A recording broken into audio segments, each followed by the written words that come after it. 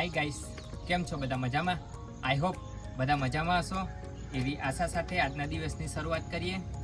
તો સ્વાગત છે તમારું મારા નવા બ્લોગમાં. અને જો વિડીયો પસંદ આવે તો વિડીયોને લાઈક, શેર અને ચેનલને સબસ્ક્રાઈબ જરૂર કરજો. ચાલો, ફાઇનલી રીદુની ગાડી ચાર્જિંગમાં મૂકી દીધી છે, એટલે પછી થોડી વાર ચાર્જિંગ થઈ જાય એટલે એ ધમાચકડી બોલાવે. ચાલો, ફાઇનલી ગયું નાસ્તો લઈને આવી ગયો છે. અને એમાં શું નાસ્તો લાવ્યો એ ચાલો બતાવું તમને. નાસ્તામાં પૌવા. તો ચાલો, ફાઇનલી અમે નાસ્તો કરી લીધો છે અને હવે બેસી ગયા છે પેશન્ટોને નાસ્તો પીરસવા માટે. ચાલો, હવે આજે પણ રોજની જેમ પેશન્ટો આયા છે અને આજે રવિવારનો દિવસ છે એટલે પેશન્ટોનો ઘસારો વધારે છે.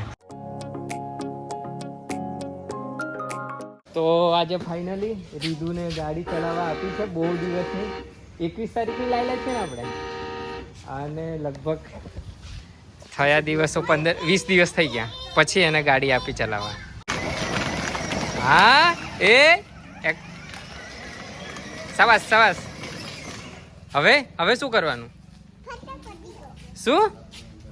શું થયું? મારી ગાડીને દુનિયામાં પહોંચાડો. બોલ, આ બાજુ બોલ. અમે દમણ આવ્યા છે વેલા મોડા ગાડી લઈને. હા, દમણ આવીએ છે પીવા. મારો બે. બીજું બોલ, લાઈક કરો, શેર કરો અને આમ અહીં જો આ બાજુ જો, સબસ્ક્રાઇબ કરો. બોલ, સબસ્ક્રાઇબ કરો. બોલ, હા, ચપ કરો. ધીમે ધીમે. ફાઇનલી બહુ દિવસ પછી રીદુને ગાડી ચલાવવા. જો એ એડવેન્ચર કરે છે, 2 ઝાડની વચ્ચેથી ગાડી કાઢે.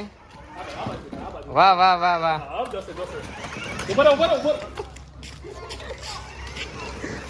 2 ઝાડની વચ્ચેથી કાઢી. ઓય, આમ થઈ ગયો પપ્પુ. જોરદાર ગાડી કાઢી. હા, 2 ઝાડ વચ્ચેથી.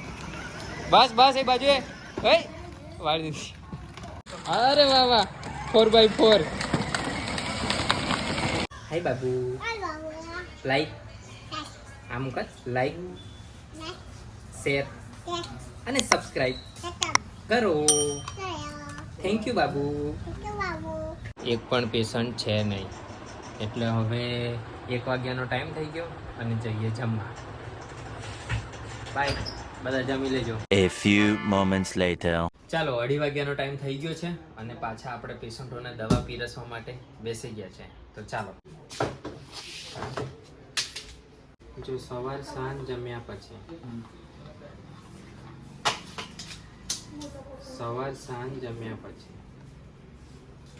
બસ બંધ કરો. શું લઈને આવ્યા તમે? કોના છે? ચાલો, ફાઇનલી મારો MRI રિપોર્ટ મારા હાથમાં આવી ગયો. Thank you. Ridhu thank you કહેજો કાકાને.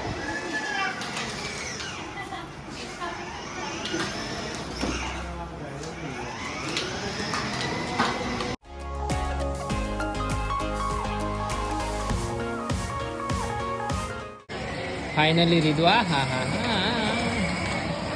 જો આવે છે. ગુડ. અરે, એને ગેરેજમાં જતો રહ્યો ગાડી. એમ ને, ગેરેજમાં નાખી દીધી.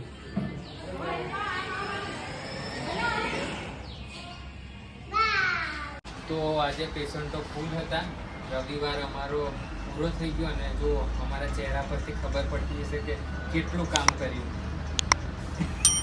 અને હવે 5 વાગ્યા એટલે શિવમભાઈ હિસાબ કરવા માંડ્યા અને હું ભેગા કરવા માંડ્યો પૈસા. આજે જો આટલા બધા પૈસા છે એટલે કેટલા પેશન્ટો હશે તમે વિચારજો, બરાબર? તો ફાઇનલી મારો MRI રિપોર્ટ આવી ગયો છે અને રિપોર્ટ થોડો કેવો કહેવાય, ખરાબ આવ્યો છે.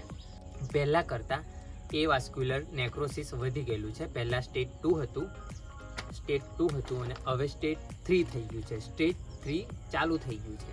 મતલબ રિપોર્ટ છે આ તો આપણને જોતા કંઈ આવડે નહીં આવું બધું, એટલે આપણે જોઈશું ખાલી રિટર્ન રિપોર્ટ. આ રિપોર્ટ તો આમાં છે રાઈટ રાઈટમાં સ્ટેજ 2 અને લેફ્ટમાં અર્લી સ્ટેજ 3. એટલે લેફ્ટમાં સ્ટેજ 3 ચાલુ થઈ ગયું છે, તો એ વધી ગયેલું છે. એટલે એના માટે હવે કોઈ ઓપ્શન નથી, ખાલી હિપ રિપ્લેસમેન્ટ સિવાય બીજો કોઈ ઓપ્શન નથી. તો મારે ભવિષ્યમાં આગળ 1-2 વર્ષ કે 3 વર્ષ પછી હિપ રિપ્લેસમેન્ટ કરાવવું જ પડશે. એટલે ઓપરેશન પાક્કું. અને 2 આ ઓરિજિનલ મારા પગના હાડકાં કાઢીને ડુપ્લિકેટ નાખવા પડશે. એટલે હવે પછી તકલીફ તો રહેશે, પણ શું કરશું, ભગવાન ભરોસે ચાલશું. ભગવાનની જેવી મરજી એવી રીતના આપણે ચાલશું. અને આ રિપોર્ટ કરાયો છે મેં બરોડામાં, એકદમ સસ્તા દરે. આમ બજારમાં રેટ છે એનો 5,500થી 6,000, અને અહીંયા મને કરી આપ્યું છે ખાલી 2,000માં. જો કોઈને જવું હોય તો ડિસ્ક્રિપ્શનમાં આ એડ્રેસ નાખી દઈશ. આ છે સેહત ડાયગ્નોસ્ટિક સેન્ટર અને manage by Baroda Muslim doctors association ચલાવે છે. અને જો વિડીયો પસંદ આવે તો વિડીયોને લાઇક, શેર અને ચેનલને સબસ્ક્રાઈબ જરૂર કરો. બસ, તો અહીંયા આપણે આ વ્લોગની સમાપ્તિ કરીશું.